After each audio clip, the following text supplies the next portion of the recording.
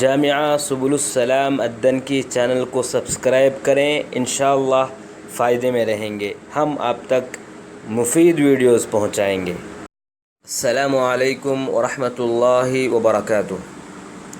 محترم ناظرین، آئیے یہ معلوم کرتے ہیں کہ 9 محرم کو روزہ رکھیں گے 10 محرم کے ساتھ ملا کر، یا 10 کے ساتھ 11 کو ملا کر روزہ رکھیں گے، یا 9، 10، 11 تینوں دن جو ہے ہم روزہ رکھیں گے۔ تو آپ دیکھیں گے لطائف المعارف ایک کتاب ہے ابن رجب رحمہ اللہ، اس میں جو ہے صفحہ نمبر 50 پر 2 میں علماء کے تینوں رائے جو ہے بتاتے ہیں، 3 رائے جو ہے علماء کے بتاتے ہیں۔ پہلی رائے کیا کہ بعض لوگ یہ کہتے ہیں، بعض اہل علم یہ کہتے ہیں کہ تینوں دن بھی روزے رکھیں گے۔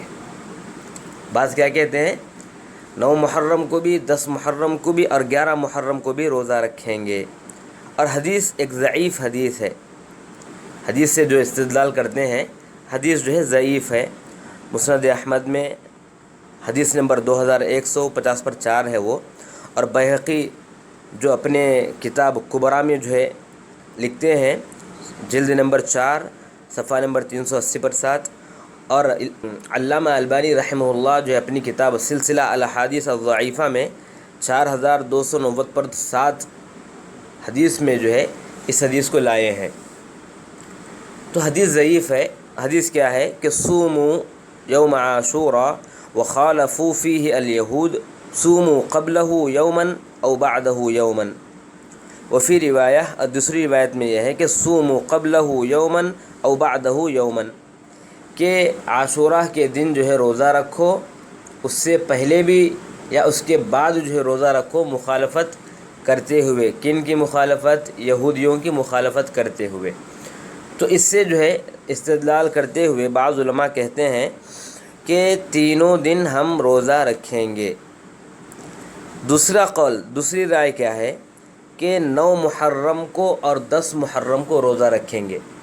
اور دلیل کون سی؟ کہ اللہ کے نبی صلی اللہ علیہ وسلم نے کہا کہ اگر میں آئندہ سال زندہ رہوں گا تو 10 محرم کو روزہ رکھنے کے ساتھ ساتھ جو ہے 9 محرم کو بھی روزہ رکھوں گا۔ اس سے استدلال کرتے ہوئے علماء کہتے ہیں کہ 9 محرم اور 10 محرم کو روزہ رکھیں گے، اور یہی جو ہے سنت ہے، یہی جو ہے اچھا عمل ہے۔ اور تیسرا قول یہ ہے کہ صرف اور صرف 10 محرم کو روزہ رکھیں گے، اس کے ساتھ نہ 9 محرم کو ملائیں گے نہ 11 محرم کو ملائیں گے، بلکہ صرف جو ہے یوم عاشوراء جو ہے 10 محرم اسی دن صرف روزہ رکھیں گے، اور یہ جائز ہے، کراہت اس میں بالکل نہیں ہے، جیسا کہ آپ زاد المعاد جلد نمبر 2 صفحہ نمبر 70 پر 2 میں ابن قیم رحمہ اللہ کا قول جو ہے دیکھ سکتے ہیں۔ اسی طرح ابن حجر رحمہ اللہ فتح الباری میں جلد نمبر 4 اور صفحہ نمبر 260 پر 6 میں جو ہے یہ بیان کرتے ہیں کہ اگر کوئی آدمی 10 محرم کو صرف روزہ رکھا، 9 محرم کو بھی نہیں رکھا ساتھ میں، یا 11 محرم کو بھی ساتھ میں نہیں رکھا، صرف 10 محرم کو بھی روزہ رکھتا ہے تو جائز ہے۔ واللہ اعلم بالصواب۔